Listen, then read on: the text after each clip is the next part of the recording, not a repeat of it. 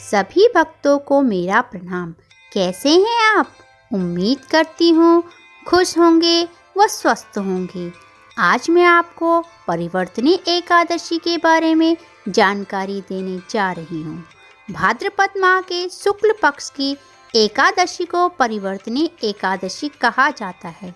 भगवान विष्णु देवशयनी एकादशी से योग निद्रा में चले जाते हैं और भाद्रपद शुक्ल पक्ष की एकादशी के दिन भगवान विष्णु जी अपनी सैया पर करवट बदलते हैं। इस दिन भगवान विष्णु के वामन अवतार की पूजा की जाती है, जिससे सुख सौभाग्य में वृद्धि होती है। एक मान्यता के अनुसार इस दिन माता यशोदा ने जलाशय पर जाकर श्री कृष्ण के वस्त्र धोए थे। इसी कारण इस एकादशी को जल झूलनी एकादशी भी कहा जाता है।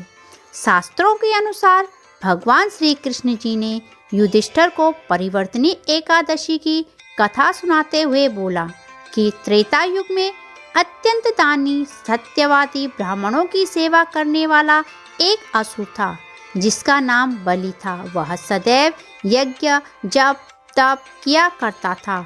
वह अपने जप तप से इतना शक्तिशाली हो गया था कि उसने स्वर्गलोक पर अधिकार कर लिया था। जब देवता इंद्र व अन्य देवतागण मदद के लिए भगवान विष्णु के पास गए, वह उनसे प्रार्थना करने लगे कि हे भगवान, हमें बलि से मुक्ति दिलाइए। देवताओं की प्रार्थना पर भगवान विष्णु ने पृथ्वी लोक में आकर वामन अवतार लिया तथा ब्राह्मण की वेशभूषा में बलि के द्वार पर भिक्षा के लिए चले गए। वह राजा बलि से भिक्षा में 3 पग जमीन के मांग लिए। राजा बलि ने ब्राह्मण को 3 पग भूमि देने का वचन दे दिया। तब भगवान विष्णु ने अपने वामन अवतार में ही विस्तार करके अपने एक पग से पृथ्वी लोक व दूसरे पग में स्वर्गलोक को नाप लिया। वामन देव ने राजा बलि से अपने तीसरे पग भूमि के लिए अपना पग कहाँ रखूं के लिए पूछा। राजा बलि ने अपने वचन के अनुसार अपना सिर वामन देव के आगे रख दिया। वामन देव ने जब अपना पैर बलि के सिर पर रखा तो वह पाताल लोक चले गए।